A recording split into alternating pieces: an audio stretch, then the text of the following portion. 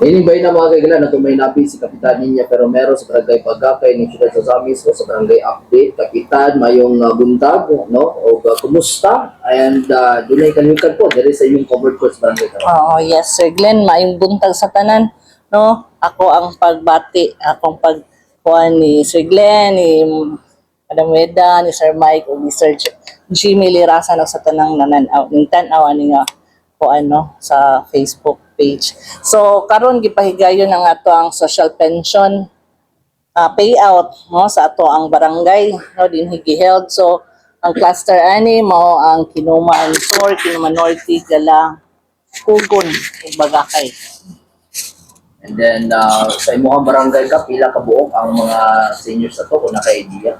Bali, total dyan na sila is 300, no, plus, no, and then ang kanang aktibo dyan is 190 kapin. Okay, namabot sila mga kalimutan which is isuportal sa barangay. Oh, yes, sure, no, every yearly apin na sa tong budget, no, sila na sila madawat yearly, no, ang ilahang mas mo prefer sila every December, no, mga pahalipay ilan ang bahin-bahino ng budget sa barangay. Okay. Dinisod ka sa barangay update, Kapitan. Kumusta ang barangay Bagakay in terms sa mga kalambuan? Una sa tanan ang akong ipaabot ang akong pasalamat sa atong team Asenso Pinanguluhan, sa atong very hardworking Governor Henry S. Wominal, sa ato ang congressman, duha ka congressman, Sancho Fernando Ando Wominal, ni Congressman Indy Wominal, o sa ato ang labi na sa atong amahan sa syudad nga si Mayor Sam Norman Fuentes, no, sa gihatag niya nga proyekto sa among barangay ilabi na sa tubig, no, gigahinan jud mi og 4.2 million kapin. So para ni samo ang water system sa barangay Bagakay. So dili lang pud ninong Bagakay lay makabenefit ani, usab ang barangay Bungbong, no, kay tungod ani so naatay dakong tubo din sa kuan sa golf course. So mo nagi ko ag source. So ang kuan ani, no, ang program of works ani nga mo ang proyekto mo ang construction of kanang tangke, no, and then piping, no, mas para mas mulapad pa jud ang service labi na sa atong Purok 7 nga purok nga minus pud sila tubig. So mo nang gitagaan din itong pagtagad usab, no, ang kaning bahin sa tubig sa tuang mga kabarangay. So far, halos ba ang mga household dire doon na maayong kuan kaning tubig? Oo, may naana no, labi na sa atong Purok 1 taman sa Purok 6. So pero usahay mo gud kining service ko sa atong prime water, no, mao po ni makahatag og kasuko sa katawhan, no, kay usahay magguba. Magguba din. So napay mga pila ka adlaw pero bulahan gihapon ta kay namon tay tubo din sa kuan nga in kaso walay tubig, so din makasag-og na. So karon ang Purok 7, no, mao jud nay less kay sila og tubig karon, no, less og kanang aga sa tubig. So na sila yung mood pero lugos pud ka saka. Oo. Pero pipilara pud ka panimalay ang nahatagan, pero katong mga saka kuan na jud ang aton magud na siya. So mo jud ni walay mo ipaning kamutan na mo nga maapil sila sa distribution sa tubig karon. Okay. Ari sabta din na kay murag bagong dalan, no, lagi proyekto diri sa barangay. Kumusta human sa groundbreak atong blessing. Blessing. So kato tungod pud to sa pagpaningkamot sa atong barangay council. So pila na po, no, pinanguluhan pa ni sa atong mabdikon pud nga infrastructure nga kuan ka ng barangay Kagawad Committee, no, si Kagawad Romel. So kada siya dugay na nagipropose sa lain pang administration. So ana so wala na pagtagad. So karon, so tungod pud nga natagaan pa natong mayong serbisyo nga atong katawhan din ha. So mao tong gitabangan jud na namo nga ma-pursue jud na ma-realize jud na karon nga access road. So kanang mga access road is from Purok 7 to Purok 6 or Purok 6 to Purok 7. So kanang nga dalan pud sa Purok 7 going pud nagkugon. Napoy agyan na Kugon, Kinuman Norte, kasi na po na shortcut. So kana karon, so taas man na nga dalan, no, tungod po na nagpasalamat po ni sa atong mga land mga donis nato no sa mga nanghatag og mga donasyon sa yuta no, particularly silang Sir Agustin, silang kaning si Sir Luna no to Sir Shaq ang UCCP.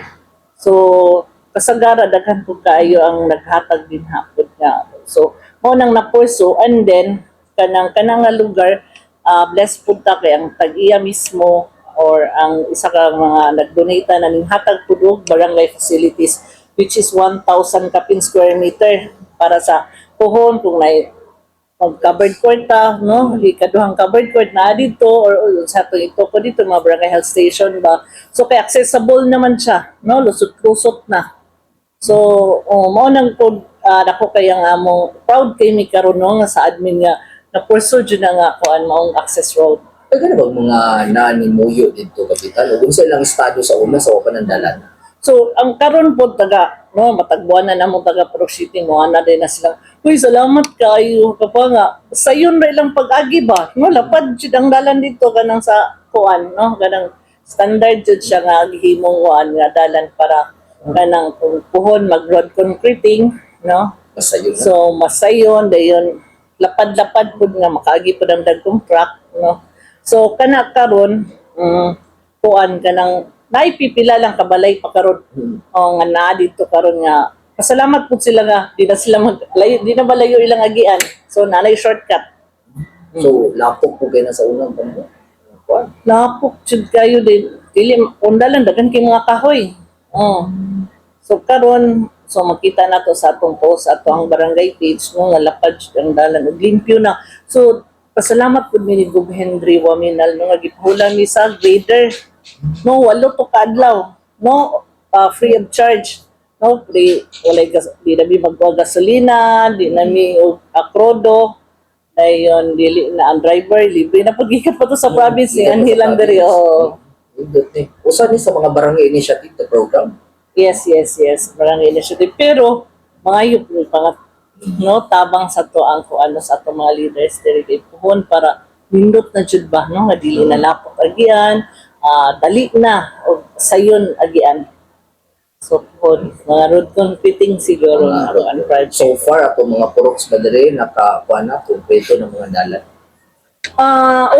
Pipila na no ang proxyting sa una nga lisod kaayo so once galito na post galito sa senso sa Amis News channel nga katong na-driver sa motor nga dako kay salamat sa una mga tumba mo agi no matumba ang iyang motor no kanang paseruan. Pero tungod atong gihatag pod sa una ni Mayor Indy nga project nga road concreting nga sa Purok City nga may total of 5.4 million. So nasiminto taas jud ang nasiminto da sa Purok City. Okay. So, yan ang Kapitan, no? Kuan siguro, imuhang arita sa kanin sa dengue. Last week, bro, nakakita ko post niyo, padayon gyapon ang kampanya sa dengue, sa search and destroy. Kumusta? Sa barangay. So karon padayon gihapon natong search and destroy no pinanguluhan sa ato ang sanitary nga inspector so uban sa mga sanitary barangay inspector no kanang bag-o man na namo nga gikuha para pud mo look out siya ng mga riyan mga search and destroy no nga mga anang kalihukan so naapod ang uban na to ang mga purok kagawad o ang ato ang kuan kanang Purok President. Dagan bila po mga waya-waya na nakuha. Nagihapon pareha atong niayo itong nasagara sa ligid. Ligid dayon. Sus init nami ka sa dito na tipon nga ligid bas pagkuanana uyog-uyog daghan sing waya-waya nga nakuha.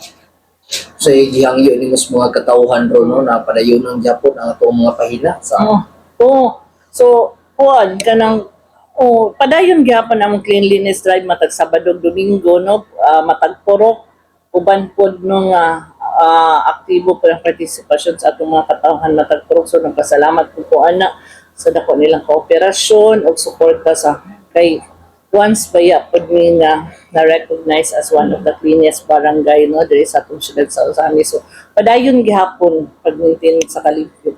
So matagpuan no atong mga bipat mo monitor sagbot sa kadalanan matag adlaw ko dili usay masalangan lang kay kanang usay ka na mga lumalabay po mo, pataka lang po labay sa ilang mga basura, labi na dito dapit sa mga remote areas.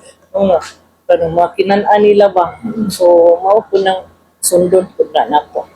At sa barangay kay sayang no ang gi-maintain na itong kalimpyo kung alay mga pipila ka mga individual nga nagpatakag labay. Oo.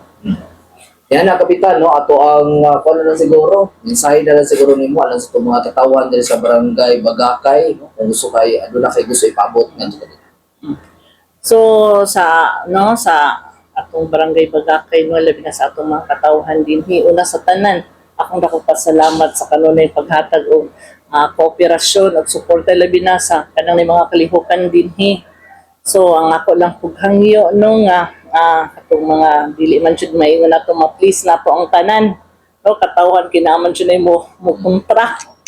So, anyway nga, makita man po sa among gibuhat, matagal, bisag dili mo cooperate, pero dili na, no, hinder sa barangay Bagakay, no, nga mga katahon nga, magpakita sa ilang pagkasinsero nga trabaho, no, matag Domingo, Sabado, no, bisag tingpahulay, no, naadyutan, napatay hapag garden. So, pasalamat po sa local government unit sa Osamis kay tungod sa mga programa po nga gihatag na makatabang jud pag-update sa barangay. Pag support. Thank you.